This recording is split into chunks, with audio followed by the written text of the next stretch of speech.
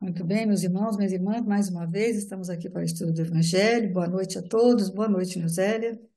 Boa noite a todos, boa noite, Rita. Mais uma semana de estudos.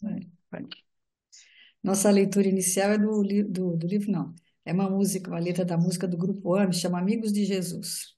Não basta alguém desencarnar para ser modelo de razão. Desencarnar apenas é viver em outra dimensão. A ignorância e o mal ainda existem mais além. Se a vida física findou, sem ter o ser buscado bem. Ao povo crédulo daí, eu canto avisos nesse tom, pois ser espírito não é ser salvo e santo, puro e bom. E é bom você se acautelar quanto ao que vem do plano astral, pois crer que tudo é o bem é também mal. O Espiritismo luz na incerteza como um sol e nos diz: nem todos são espíritos de escola. Cuidemos, pois, da índole, do método, da lógica, do espírito que quer ser contado entre os amigos de Jesus de Nazaré. O espiritista não é só um mero acreditador, nem também domina os arcanos do Senhor. Cuidemos, pois, do ânimo harmônico espírita em que ele se conduz para estar entre os amigos de Jesus. É bonitinha essa música, eu gosto dela.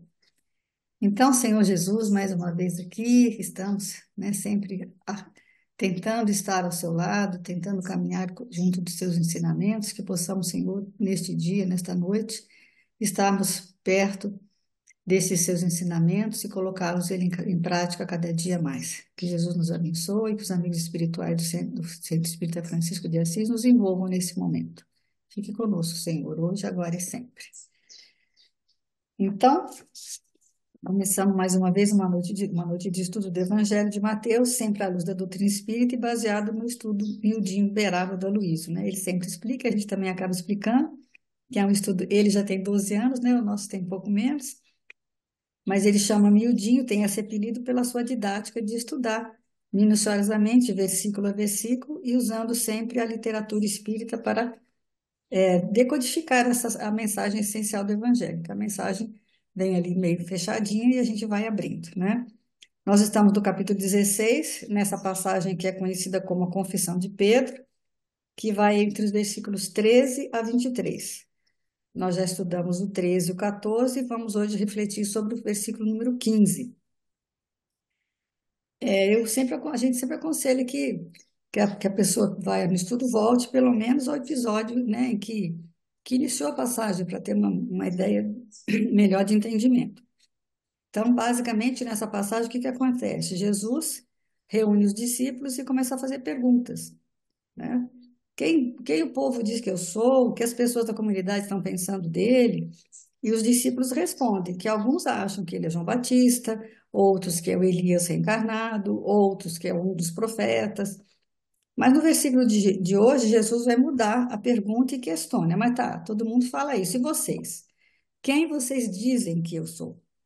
Então, esse é o Mateus, capítulo 16, versículo 15, que diz assim: Disse-lhes, e vós, quem dizeis que eu sou?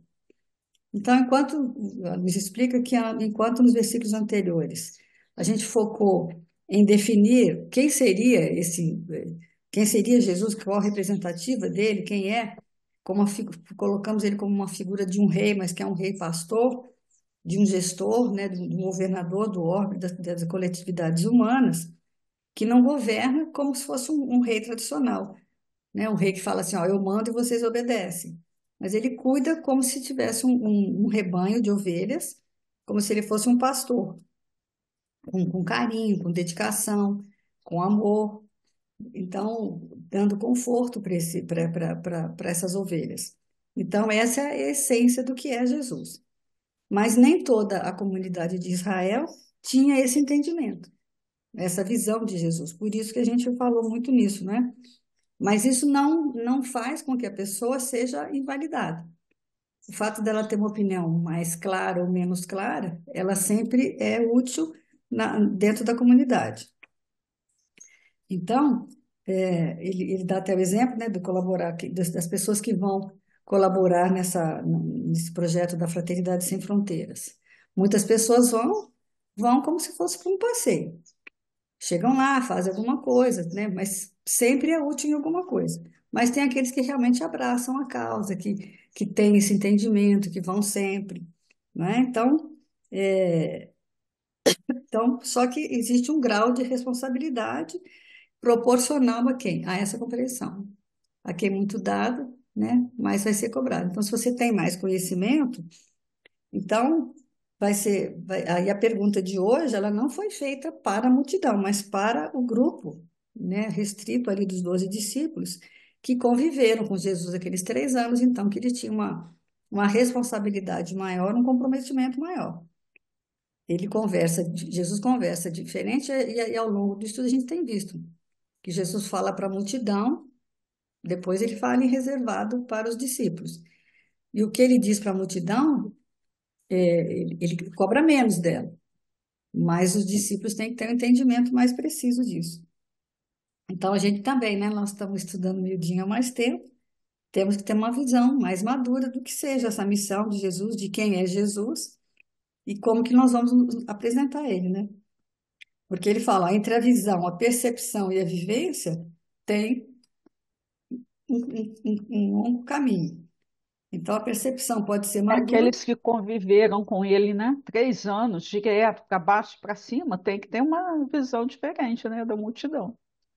É a mesma coisa nós, né? Estamos assim na convivência e com ele através do miudinho e tudo, já tem que ter uma percepção diferente, né, Qualquer um que da lê um maioria. pouquinho de evangelho já tem, né? Então, a gente que está estudando, ninguém fica. E aí ele está dizendo, ó, mas quem dizeis, ou seja, que Cristo vocês estão pregando, que Cristo vocês estão apresentando para as pessoas. Não é aquilo, né, que você faz. Tem muitas pessoas que falam assim, eu não preciso ir lá mais, não preciso de igreja, não preciso disso aqui lá, porque eu já sei.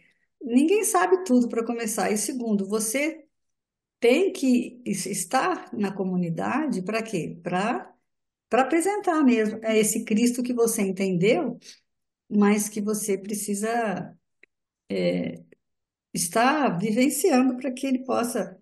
Então ele fala, a percepção pode ser madura, mas a execução pode ser infantil, imatura. E ele não pergunta quem que vocês acham que eu sou, né? É quem que vocês dizem. Quer dizer, é uma afirmativa, né? Então não é porque você é um expositor, não é? Eu não sou expositor, eu não sou uma pessoa que estou falando na tribuna, sou só um frequentador da casa espírita. Não. Uma vez que você conheceu o Evangelho, uma vez que você leu alguma coisa, você já tem uma responsabilidade nisso, de apresentar o Cristo que você entendeu que ele seja, né? E não é aquele Cristo que castiga, né? Que fala que Jesus né? Deus vai te castigar. Quando a gente tem isso muito, né? Quando a gente censura, né? Nós estávamos falando disso dia até. A gente usa o exemplo do André Luiz, né? Tá vendo? Viu? O Zé Luiz, o André Luiz, ó, você vai ficar igual ele lá no, na lama, né? Usa o medo, né? A Pra gente. criança, né, que você usa a expressão, Deus está vendo, mas Deus está vendo no sentido assim, da gente já vai incutindo a ideia de castigo, De né? castigo, né? Não é de responsabilidade, que tem uma diferença grande entre você passar uma ideia de responsabilidade e essa ideia de castigo, de punição, né? Porque o seu comportamento tem que ser o mesmo, independente até de um pai terreno estar por perto, né? Você tem que se fazer presente, estando ausente, e todo esse ensinamento ele tem que ficar evidente. Porque essa coisa de punição e castigo, né, a gente ainda está muito ligado a isso, infelizmente, nos É, aspectos religiosos. e tem coisas que você aprende quando você era criança, coisas assim, é, que ficam na sua mente, né? Eu, por exemplo, eu não sou capaz de deixar um grão de arroz no prato, porque, entendeu? E não é porque não é porque eu me lembro que meu pai me castigou por causa disso, entendeu? É porque ele realmente ensinou. Ensinar é diferente de impor. Então, aquilo que você aprende e apreende com amorosidade, você faz de uma forma natural. Agora, você vê em forma de castigo, né? Vai falar, né? Então, aí ele fala, se você vê alguém errar, você vai lá brigar com ele? Não, né? Tem que ser o bom pastor, que quando vê a ovelha balindo, ele não vai bater nela, ele vai lá, vai pegar no colo, né? Até que ela esteja melhor. Não pode ser preconceituoso, racista, violento, hostil. A gente tem que tomar cuidado com isso, né? Senão a gente. E acolhe a todos, né? Sem distinção. Também tem isso, né? A gente às vezes escolhe quem que a gente vai. Então ele fala, né? Qual o Cristo que eu tenho pregado? E não tem jeito, né? Todo cristão que traz essa bagagem de conhecimento se torna um pregador, seja com palavras ou não. Você tem. E aí ele vai explicar que a palavra dizer aí, né? Que é o que nós vamos destacar hoje, é Lego, né? Eu achei interessante ser o Lego, né? Porque o Lego é aquele brinquedinho que é de montar, LinkedIn. né? Que vem de logos. Mas não é só emitir palavras, mas transmitir uma percepção, uma visão. É afirmar sobre, ensinar, exortar, aconselhar, comandar e dirigir, né? Então, não é só, não, o que que você falou de mim? Não, é o que você aconselhou, Personifica. né, personifica dentro daquilo, né? E é o Lego, né? O Lego um quebra-cabeça, mas tem o quê? Um modelo. Você vai, tanto o Lego quanto um quebra-cabeça tem a, a capa, né? A A caixinha. caixinha, e você tem que seguir. Aquele ali é o modelo. Se você sair fora daquilo, você vai montar outra coisa diferente, né? O Lego até dá para montar. Meus netos têm uma criatividade com Lego que você não acredita. Eles fazem um monte de coisas, não necessariamente só aquilo. Mas se quiser reproduzir o que está na caixa e o quebra-cabeça, eu acho melhor ainda, porque o quebra-cabeça, se você errar uma pecinha, o resto tudo já não vai, né? Então, a gente tem que tomar muito cuidado com isso, né? Com que Cristo que nós estamos. Quer dizer, como se, ele fala, né? Como o Evangelho é uma caixinha de Lego com a vida de Jesus ali dentro, desmontada. E você vai ter que montar. E não tem outra coisa para se apresentar a não ser aquilo, né? E parece simples, mas não é, né? Você não consegue montar nada. A gente não tem que inventar a roda, né? Já foi inventada, é simples, né? É a vida dele que você tem que apresentar com a sua. Então é muito interessante isso, né? Apresentar Jesus com a nossa vida. E é por isso que a gente tem que vir caminhando mesmo, ao longo, e entender que você está num período do caminho e outros estão em outro. Essa semana, minha aulinha do Evangelho foi exatamente isso. É que vai falar das duas asas. Acho que é o capítulo 13, acho, se eu não me engano. Aí Jesus conta uma história uma pessoa que tinha muito boa vontade, que queria a verdade, que era amante da verdade, ele resolveu subir a montanha da ciência. E fui subindo, porque ele queria ir ao paraíso. E aí, quando ele chega, só que vai subindo e vai perdendo roupa, vai rasgando roupa, vai trocando de roupa para poder subir. E aí você pode até dizer que isso são as reencarnações, né? Aí, quando ele chega lá em cima, vem um anjo e entrega para ele uma coroa de luz. Ah, muito bem, você conseguiu, né? Foi aprendendo, foi subindo a coisa da ciência, mas agora você tem que descer. Você tem que descer para quê? Porque agora você tem uma coroa, você vai, porque o caminho era escuro de subida. Mas agora você vai descer. E você vai descer com a coroa de luz. Quando ele desceu com a coroa de luz, ele começou a encontrar pessoas maltrapilhas, pessoas, coisas. E aí ele gozou, ele se sentiu superior. Tudo isso ele fez. Conclusão. Aí ele volta lá para cima achando que vai para o paraíso. Aí o anjo fala para ele, não, você não conseguiu, você não teve, você foi intolerante, você foi, quer dizer, tinha só a ciência. Aí ele teve que voltar novamente para que ele pudesse revisar os seus processos. Aí, quer dizer, olha como é que isso é bonito, né? São as reencarnações. Cada vez que você se sente, toda vez que tiver um interesse seu, pessoal, que você se sentir melhor do que o outro, porque você sabe mais, nunca você vai chegar ao paraíso. E aí, então ele teria que descer novamente para que pudesse voltar um dia e conseguir, mas ele não perde a coroa de luz. Interessante que ele entendeu que aquilo que ele conseguiu em termos de ciência, de conhecimento, ele não perde hora nenhuma. Ele sempre volta com ela. mas ele tem que adquirir aqueles outros, a amorosidade, né? Ser esse pastor, né? O mesmo pastor que Jesus é para nós, nós temos que ser para aqueles que ainda não têm o entendimento. E os que têm mais entendimento do que nós, também têm que ter em relação a nós, né? Como Jesus tem, como os espíritos superiores têm essa paciência que eles têm de ver a gente errando. E essa, né, essa nuvem de testemunhas que nós temos não é só uma nuvem de testemunhas ruins que querem que a gente caia. Existe uma nuvem de testemunhas dos nossos avalizadores da nossa reencarnação, dos nossos parentes espíritos, nossos familiares espirituais, que estão lá torcendo para nós, né? Para que a gente dê certo, para a gente faça a coisa certa, né? E aí ele vai na referência cruzada, né? Mateus 13:11. Ele respondendo disse-lhes: porque a vós é dado conhecer os mistérios do reino dos céus, mas a eles não lhes é dado.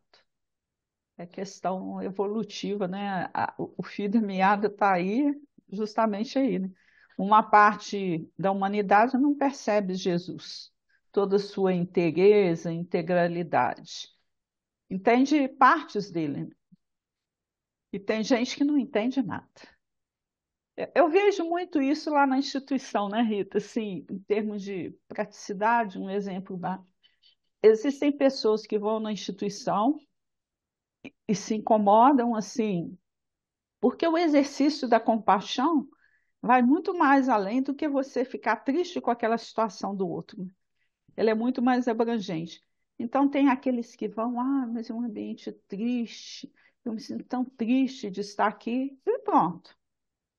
E tem aquele que vai e nunca, e quando sai, nunca mais vai ser o mesmo, porque ele vai conseguir enxergar a dor do outro e a necessidade de fazer pelo outro alguma coisa para minorar aquela dificuldade existencial que aquele irmão está atravessando. Assim é na vida também em relação aos nossos exemplos de Jesus. Porque se você passa e tem alguém na calçada, você passou, a sua compreensão ainda não está integral em termos dos ensinamentos do que é Jesus, em termos de modelo e guia. Agora, existem aqueles que passam e se preocupam, né? Ainda que ele não vá poder, de imediato, ser como um bom samaritano, né? Pegar, recolher, porque a gente ainda não tem essa situação toda, né? Mas vai ter uma preocupação de algum modo, ajudar aquele que está ali caído, né? Então, essa compreensão mais abrangente de Jesus é o que a gente precisa realmente buscar, né? As situações que o outro vive precisam incomodar a gente no sentido de o que que eu posso fazer, né, para fazer essa transmutação E às toda vezes é no que dia a Jesus dia, no, espera, né? você olhar o outro, né? Não fazer pelo outro aquilo que você não gostaria que fizesse para você, é simples, né? E às vezes no dia a dia você tem várias oportunidades que você deixa de, de, de aproveitar. Aqui mesmo, outro dia aconteceu, é um exemplo que ele dá aqui, e aconteceu outro dia com o Lincoln, e eu não faço isso também. Ali no supermercado, eles pintaram as As vagas, faixas. né? As faixas de vaga muito estreitinhas, então quando o carro é maior, ele não cabe naquela faixa, ficou complicado. Então, tipo assim, se eu chego e eu vejo que a vaga está muito estreitinha, eu não coloco, porque se eu colocar, vai até caber, mas a outra pessoa, na hora dela sair, ela não vai conseguir abrir a porta para poder sair. Aí meu marido outro dia ficou preso. Ele tinha um compromisso, tinha que buscar um idoso Olha como é que as coisas são, né? Ele não estava à toa, ele ia buscar, ele tinha que levar um idoso no médico, parou ali na porta do mercado para pegar o bolo que eles dão. Alguém chegou depois dele, colocou tão perto que ele não conseguia entrar no carro. Aí foi tentar entrar pelo outro lado com dificuldade, o joelho dele doeu. Quer dizer, a pessoa não tem noção do transtorno que ela causou, porque ela pegou uma vaga que era inadequada, que não estava certo dela fazer. Mas as pessoas não pensam muito nisso, né? É igual quando você chega cedo num lugar. que tem bastante vaga, você para na porta? Não. Você para mais longe porque você está com tempo. Você pode. Meus netos ficam bravos comigo. Eu disse, seu avó, para aí na porta. Eu falo assim, não, nós vamos parar mais longe porque nós estamos com tempo e podemos andar, temos pernas boas, estamos bem. Pode chegar uma pessoa que vai estar em cima da hora, atrasada, e que tem dificuldade para andar. Ela, a vaga é para ela, não é para nós. Então, são coisas simples que nem sempre vocês pensam. Você quer sempre parar onde? No lugar mais próximo, né? Mais próximo de onde você vai. É igual Mas, às vagas de deficiente, né? Que a gente é, vive tendo problema com isso. Por quê? Porque a pessoa paga na vaga de deficiente, ela fala assim, é só um minutinho. Mas é só um minutinho que ela está resolvendo um problema dela, e que aí o deficiente chega, precisa usar a vaga e ela está ocupada por aquele que não é. Então, assim, a gente tem que enxergar Jesus nas pequenas ações que a gente faz, que às vezes não são as grandes que a gente ainda precisa fazer, mas a gente não dá conta. Mas as pequenas, todo mundo deveria, né, seguir. E seguir significa, assim, observar mesmo. Aquele sinal de trânsito, a vaga da deficiência, a prioridade para idosos, né? Quantas vezes você está numa fila, às vezes a pessoa vem e pede o outro que já está lá na frente para fazer alguma coisa para você, quer dizer, é um desrespeito, né? Porque de quem pega para fazer e de quem pede, né, para que seja feito. Então, assim, são 2024 anos de evangelho na Terra, né?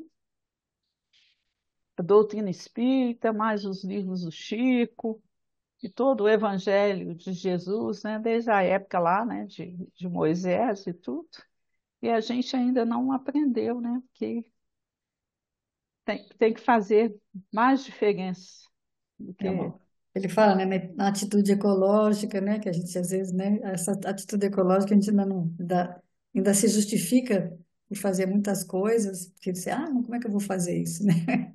Essa a atitude ecológica é a mais difícil, eu acho, né, dentro dessas vivência evangélica ecologicamente.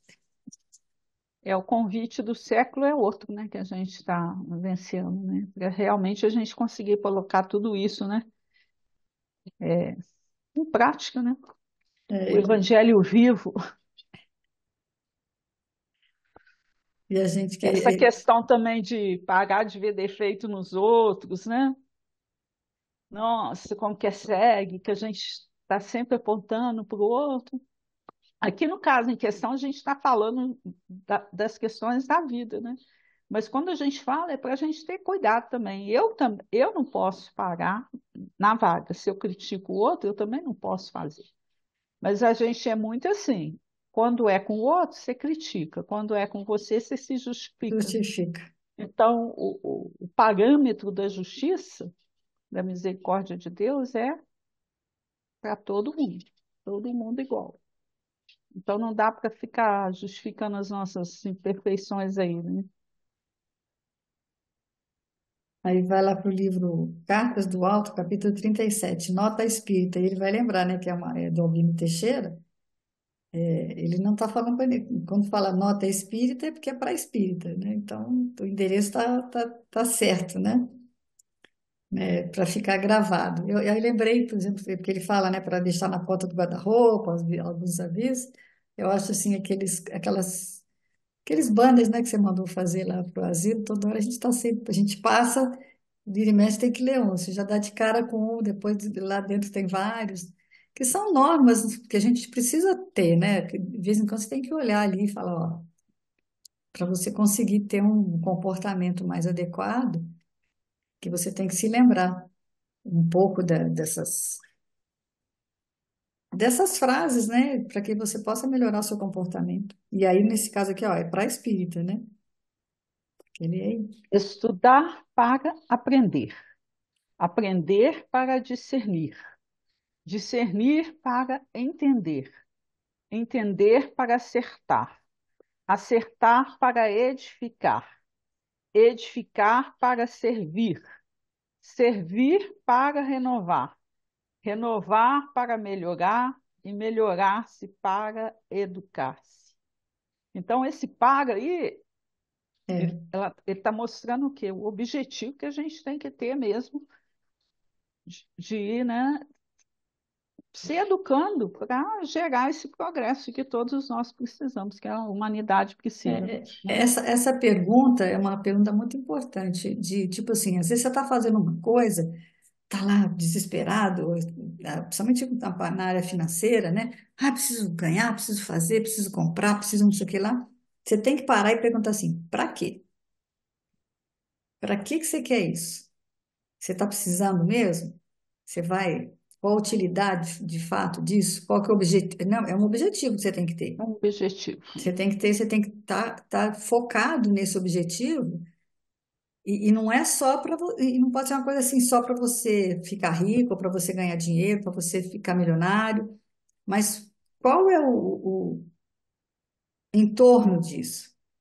Para mais pessoas, você vai gerar o quê? Gerar emprego, gerar todas as coisas que você for fazer, você precisa pensar nesse para quê.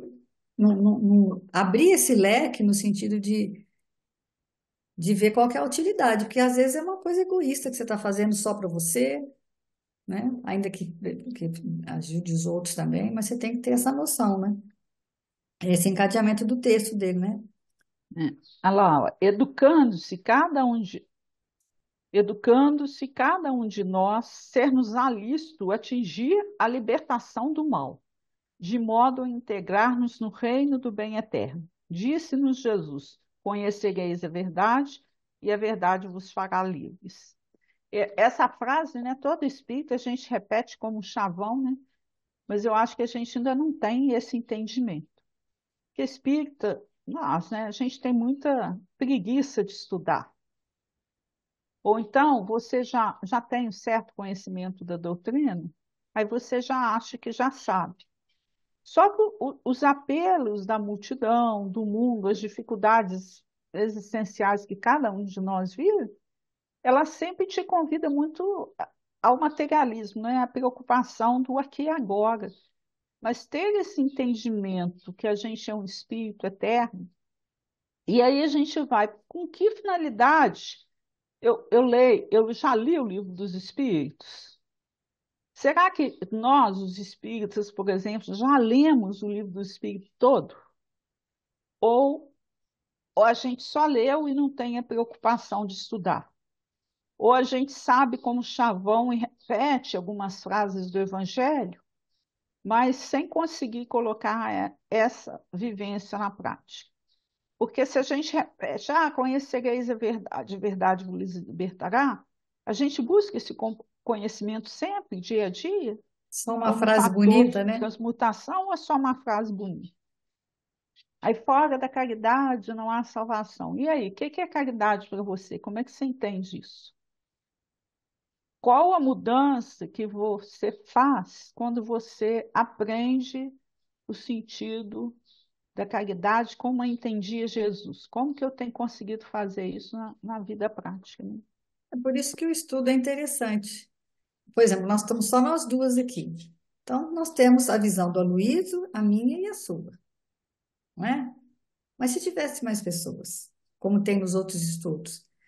Mas só que isso aí acaba te incomodando, que você tem que fazer mudanças, você tem que ir mudando seu comportamento. Aí muitas vezes a pessoa foge disso, por quê? Porque ela, na realidade, o que ela quer? Ela quer continuar naquela ilusão, né? De que ela está fazendo tudo certinho, que ela está indo, que ela vai na igreja, que ela vai no centro espírita, que ela vai na igreja evangélica, vai lá uma vez por semana, duas vezes às vezes, entendeu? Por isso que nos estudos, pelo menos por enquanto, a gente sabe que não vai ter um público.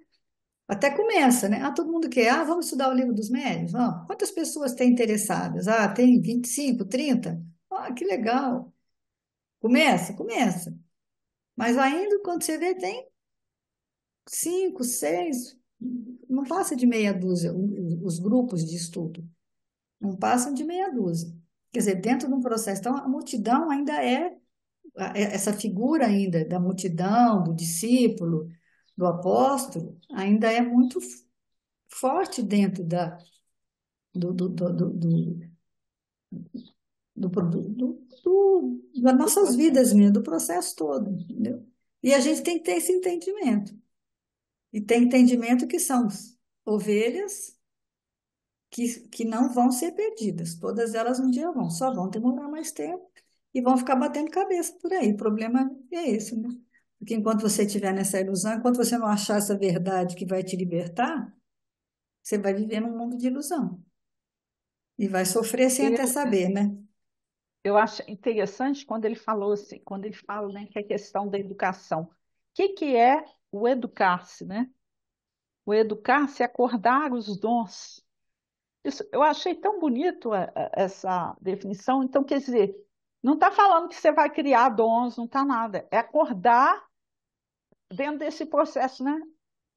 Aquilo que está adormecido em você precisa acordar dentro da praticidade da vida. Então, você vai acordar esses dons de Deus no convívio com seus familiares, no convívio no trabalho, no convívio da casa espírita, na vida de relação.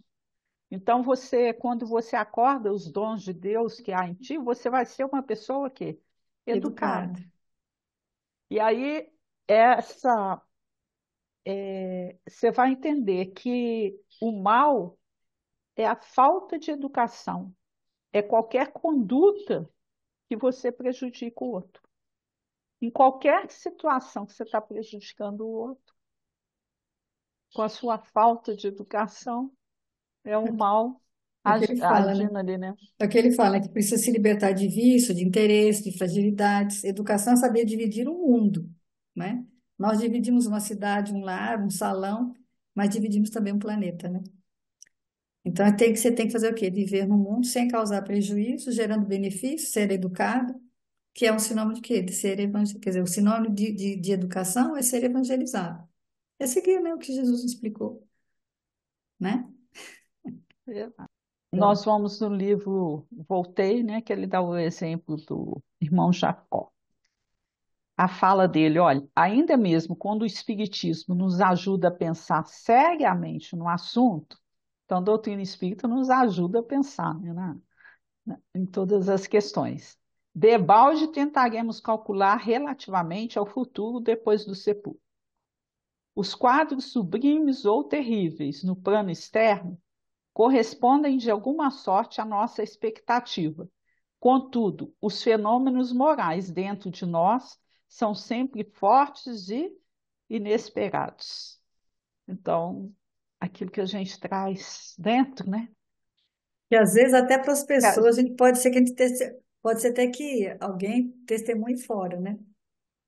As pessoas achem, né? Mas o que você é de fato, o seu íntimo mesmo, às vezes nem você mesmo conhece. Você só vai conhecer a hora que você estiver lá de lá, né? do outro lado, né? É o que aconteceu com o irmão Bom, Jacó, né? Que ele era dirigente da FEB, né? E todo mundo tinha uma ideia dele. Esse livro é muito interessante por conta disso, né? Ele era dono das casas Edson, vivia entre a FEB e a sua loja, era um tarefeiro, escrevia texto, fazia palestra, mas mas, levou um susto, né? mas Quando desencarnou, que ele viu que outros companheiros estavam rodeados de luz e ele não, né? Então, que dê sua luz, Jacó. é, porque Aqui, ó, eles, depois de muitos anos nas lides da doutrina, estou recompondo a aprendizagem, a fim de não ser o companheiro inadequado ou servo inútil.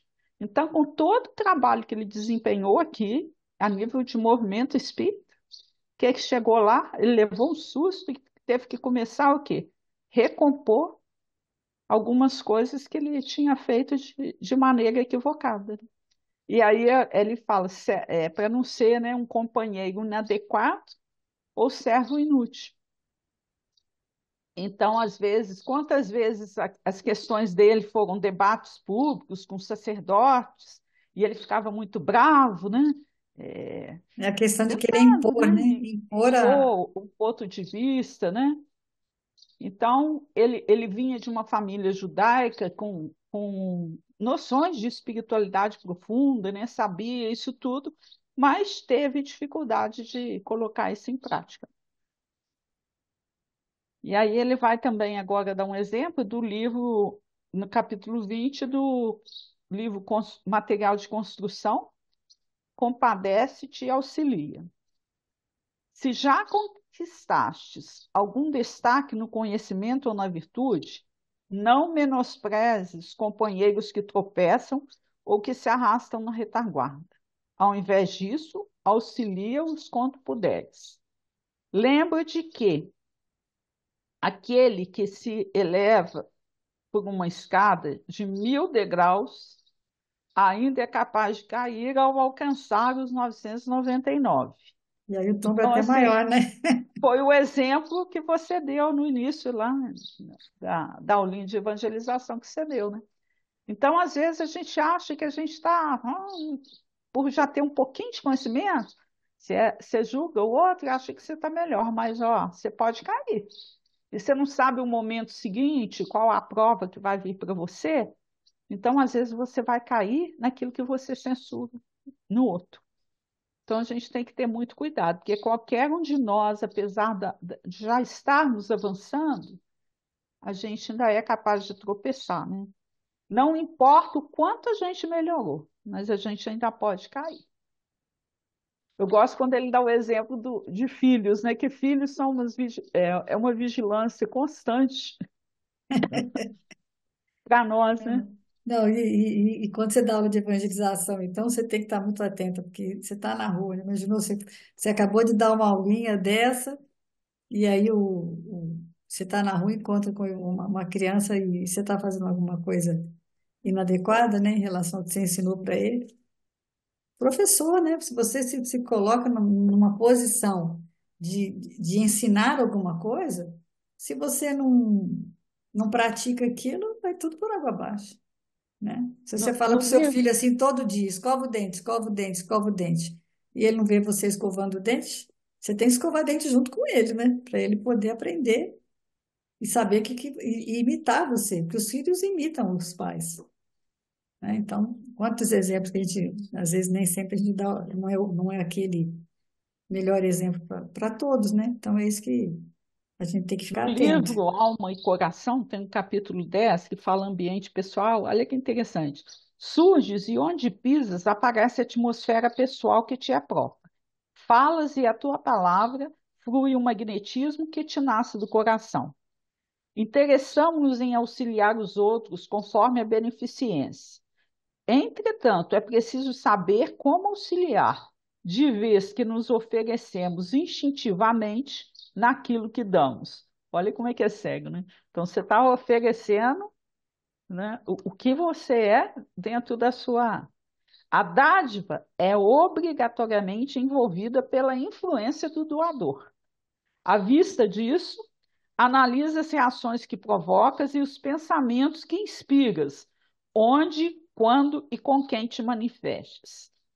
Não te omita onde as circunstâncias te aguardem o comparecimento, mas examina antes como te apresentares para que alguma atitude menos feliz de tua parte não estrague o fruto proveitoso que a tua intervenção deva produzir. Entender primeiro, agir depois. A necessidade exige socorro, mas se o socorro aparece destrambelhado, a necessidade faz-se maior. Medita na atmosfera espiritual que carregas e cultiva a serenidade, para que a serenidade te componha um ambiente. Isso não é fazer caridade calculada, nem exercer o bem sob princípios de matemática, e sim praticar em toda parte o respeito à vida pelo culto do amor. Eu acho que gostei muito dessa frase quando ele fala, né? A necessidade exige socorro, mas se o socorro aparece destrambelhado, a necessidade faz maior.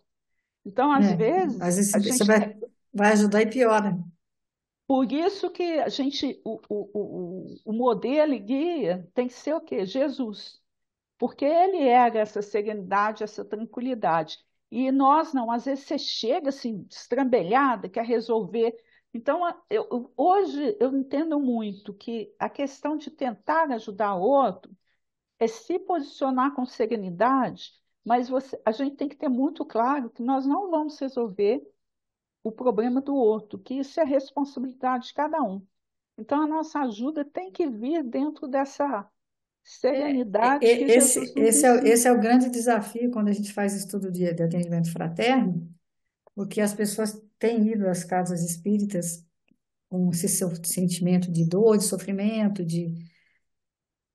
e aí elas precisam, a gente precisa fazer elas entenderem que aquilo ali não tem um milagre, uma coisa que vai, ah lá, foi lá, vai tudo resolver, muito pelo contrário, talvez até piore um pouco, né? Porque realmente, quando você começa a mexer nas coisas interiores, nessas coisas, há um incômodo, né, a princípio, né?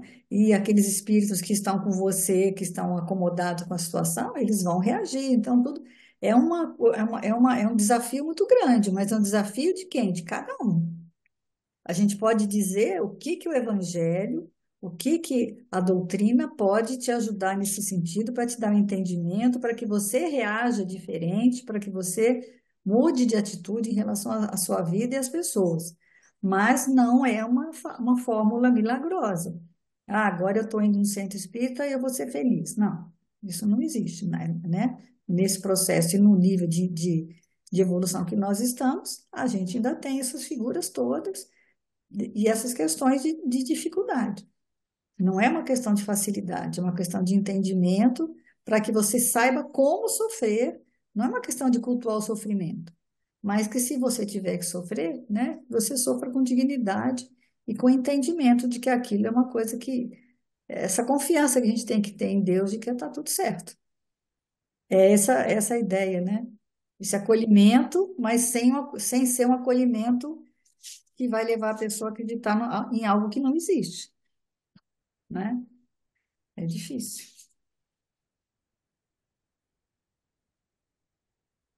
Aí agora ele vai lá no livro, segue-me, é os sábios reais. Quem dentre vós é sábio, entendido, mostre por seu bom trato as suas obras em mansidão de sabedoria. Notamos religiosos de vários matizes que, depois de se declararem consolados e esclarecidos pela fé, começam a ironizar os irmãos infelizes ou ignorantes, que, em nome de Deus, lhes aguardam os testemunhos de bondade e de amor. Na vida espiritual, todavia, os verdadeiros sábios são conhecidos por ângulos diferentes.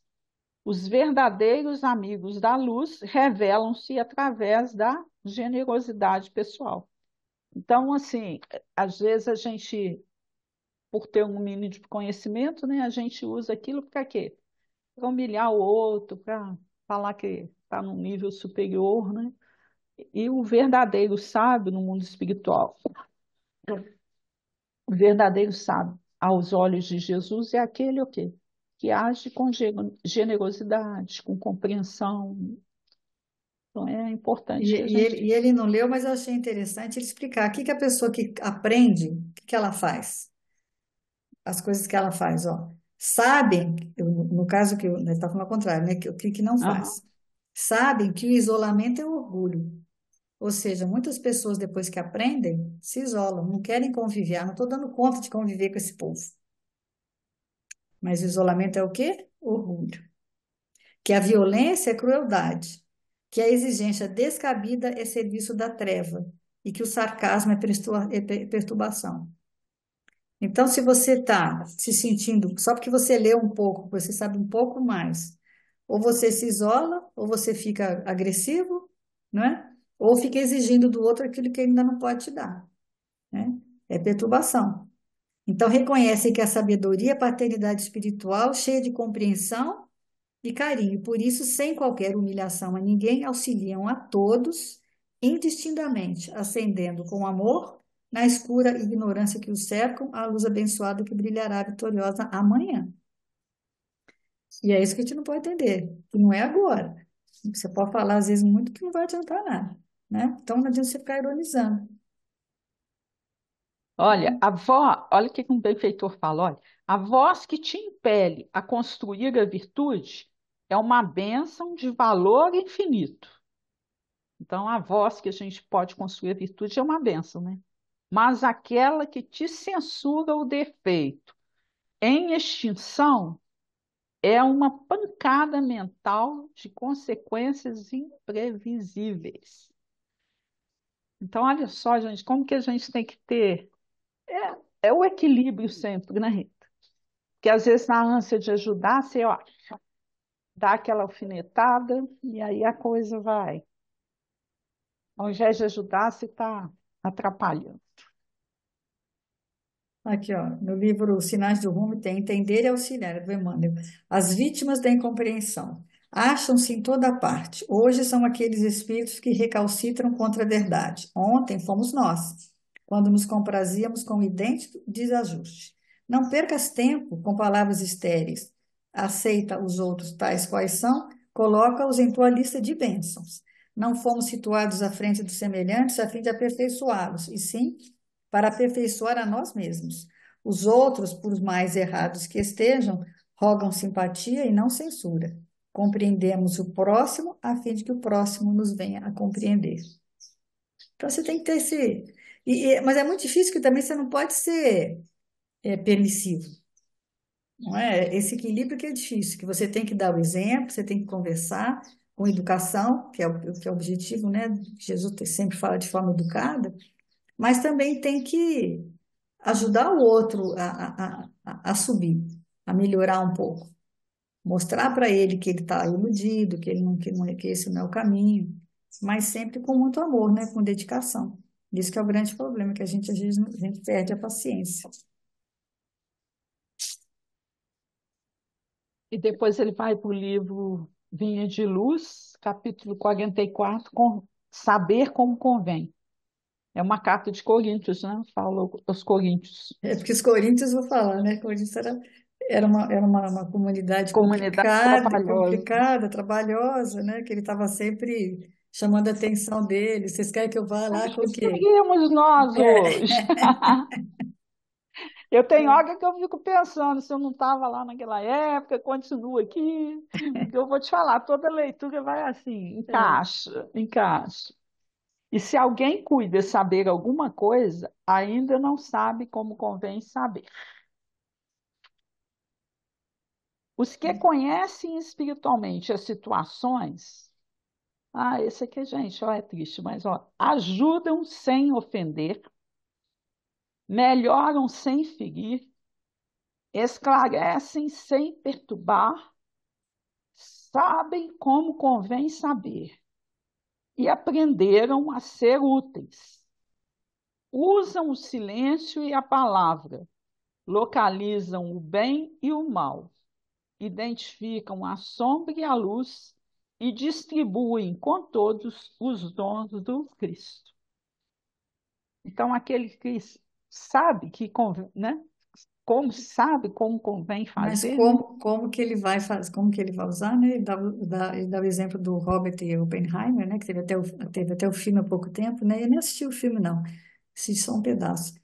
Que ele, quer dizer, ele era um físico teórico americano, um dos principais cientistas do século XX, né? Mas conhecido como o quê? Como o pai da bomba atômica, entendeu? Então, o saber dele pode ser, você pode ter um conhecimento para estudar a cura do câncer, né? Ou para criar uma bomba atômica, né?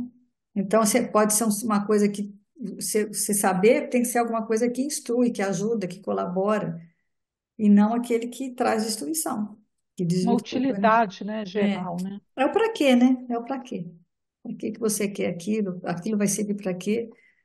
Foi a grande decepção do Santos Dumont, né? Deles começarem a usar ele só queria voar, né? Era aquele sonho lindo de de pôr asas nos homens, mas depois foi usado com quanta coisa que hoje, ou a própria inteligência artificial agora, né? Se você usar ela de uma forma correta, né? Dentro dos ensinamentos do Evangelho, é uma maravilha. O problema é que ainda desvirtua, né, o uso dela. É isso, para distribuir os dons do Cristo, a gente tem que saber quais são esses dons, né? E às vezes a gente vai distribuir, vai fazendo tudo errado, só complicando, né? O que que você sabe fazer bem? que você já aprendeu, mas o que você está fazendo com ele, né? Se você espalha eles e como que você espalha e qual que é a utilidade que você dá a eles. Que exemplo que você está dando, né? Para filho, para todo mundo, para qualquer pessoa que seja testemunha, né? No livro Caminho Espírita tem uma capítulo 2, isso é tua mensagem. Tua, tua mensagem não se constitui apenas do discurso ou do título de cerimônia com que te apresentas no plano convencional. É a essência de tuas próprias ações a exteriorizar-se de ti, alcançando os outros. Sem que percebas, quando te dispõe, quando te diriges, desculpa, aos companheiros para simples opiniões em torno de sucessos triviais do cotidiano, está colocando o teu modo de ser no que dizes. Ao traçar e exigir a frase num bilhete de aparentemente sem importância, derramas o conteúdo moral de teu coração naquilo que escreve, articulando referência determinada, posto que breve, apontas o rumo de tuas inclinações. Em adquirindo isso ou aquilo, entremostras o próprio senso de escolha, elejando distrações, patenteias por elas os interesses que te regem a vida íntima. Reflete na mensagem que expedes diariamente na direção da comunidade. E é claramente pelo que fazes as criaturas que a lei de causa e efeito na Terra ou nos outros mundos te responde em zelando por ti mesmo. Então a gente tem que ter muito cuidado, porque quando você faz qualquer coisa, você está se expondo à lei. E a lei vai responder zelando por nós dentro daquilo que a gente Daquilo que a faz. gente entendeu, né? Verdade. Como que é sério, meu Deus, como que a gente precisa ter a vigilância, né, necessária, né? E a nossa responsabilidade enquanto espíritas, né? Olha, aqui no livro Escutando Sentimentos, no prefácio, ó, adentramos o período da maioridade. O espiritismo é uma semente viçosa e promissora, cultivada com sacrifício e renúncia por lavradores heróicos. Contudo, de que servirá a semente se não forem lançadas no terreno fértil? É sob o sol escaldante deste momento de transição que nos compete lavrar o chão, dominar o arado para o plantio de um novo tempo na própria intimidade. O período de maioridade das ideias espíritas será alcançado com a instalação da atitude de amor em nossas relações. Quando conseguirmos melhor desenvoltura para mapear a nossa vida moral, com intenções nobres, renovaremos a conduta manifestando serenidade e autocontrole. O caminho é universal. É o mesmo para todos, o bem e o amor. A forma de caminhar, porém, é essencialmente individual e particular. A mensagem espírita, em muitas ocasiões, é difundida como uma ameaça, recebida como tormenta por muitos adeptos. Ressalta excessivamente as feridas, estipulam rigidez de conduta e excessos normativos. Urge dar um novo sentido à mensagem consoladora. A doutrina espírita é a boa nova dos tempos modernos. Sua mais nobre característica consoladora somente será comprovada quando seus postulados estiverem a serviço da libertação de consciências através da responsabilidade do amor. Então, é um momento que a gente tem que lembrar que não é hora de ficar punindo ou criticando ou dizendo que o outro fez ou que está errado. Não, é fazer a sua parte, ser exemplo e com serenidade, com amorosidade, né? Ser esse o pastor, né? Que entende que aquele não está naquele momento e que você pode e que os outros também é uma cadeia, né? De entendimentos. É o que ele falou, né? O texto do Albino ali. Para que você vai fazer, né? Ele termina, né, com capoeira que é bom não cai, né? Mas se um dia ele cai, cai bem. Ele dá o exemplo da capoeira porque é difícil harmonizar, né? Movimento e Movimento equilíbrio. e equilíbrio, né? Eu lembrei disso, que uma vez eu estava brincando com alguém, sabe? Estava perto de uma pessoa e fazendo assim com o braço, muitos anos isso, na hora que eu fiz, ela movimentou. E pronto, acertou, né? É, Deu tipo um tapinha na cara. Nossa, mãe, é muito desagradável, né? e a capoeira é isso, né? Eles conseguem fazer, Passam raspando, né? passa raspando, Os é bonito, né? movimentos, né? Mas nenhum se nem ele o golpe não pega, né? Então, porque eles conseguem, mas não pode se distrair, eles têm que estar sempre atentos, né? É Se, a concentração, né? Para não se ferir e nem ferir o outro. Aqui, ó, tem uma frase do Emmanuel que fala assim, ó, nas curtas viagens do dia a dia, todos nós encontramos o próximo, para cuja dificuldade somos o próximo mais próximo. é verdade. É isso, né? Vamos encerrar? Vamos Para encerrar. não sujar, né? Eu vou, uma página de Fabiano, é uma prece, chama-se Caridade, a nossa bandeira. Meus filhos, Jesus, o nosso mestre, amor, o nosso clima, caridade, a nossa bandeira, serviço, a nossa bênção. Sim, filhos do coração, quanto nos seja lícito, tanto quanto pudermos, seja com quem for, em toda parte, em todo tempo, à frente de todos, ante, ante quaisquer circunstâncias, por todos os modos justos, nos mínimos gestos, sem restrições de qualquer natureza, como nos seja possível, através dos sentimentos, pelo veículo das ideias, pela forma das palavras e pelas forças das ações. Levantemos o nosso estandarte de luz, que em tudo a caridade por presença do Cristo resplandeça de nós para com os outros, com o esquecimento de nós próprios, para que o reino eterno do Pai Celestial seja instalado, enfim, em nossos corações, agora e sempre. Uma semana de muita paz e luz para todos nós. Até semana que vem, se Deus quiser. Muita paz.